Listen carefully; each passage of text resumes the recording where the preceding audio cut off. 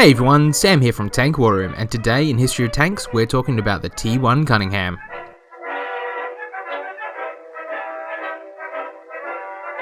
The T1 Cunningham, named after the manufacturer James Cunningham, was only ever a prototype that existed from 1927 to 1932. Despite never being mass-produced or seeing time in active combat, the T1 Cunningham had several modified versions such as the T1E1, T1E2, all the way up to the T1E6. In World of Tanks, the T1 Cunningham is actually the T1E1 version of the tank which preceded the T1 prototype. The T1E1 was originally released in 1928, of which 4 were ever constructed.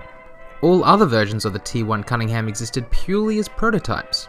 The T1E1 was changed only slightly from the original T1, with the hull no longer extending beyond the tracks and having its fuel tanks repositioned above the tracks.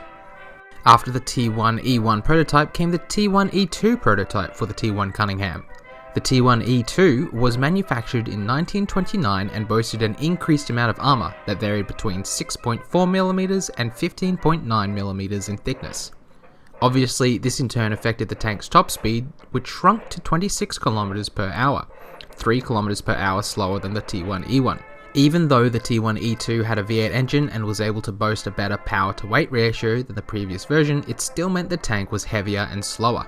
The T1E6, the final version of the T1 Cunningham, was released in 1932 and was a modified T1E4 with a better engine. This engine increased its horsepower to 244, giving it the best power to weight ratio of all previous T1 prototypes. Preservation of the T1 Cunningham is important as it marks one of the USA's earliest ventures into armoured vehicle construction. Unfortunately, the T1E2 was the only version preserved.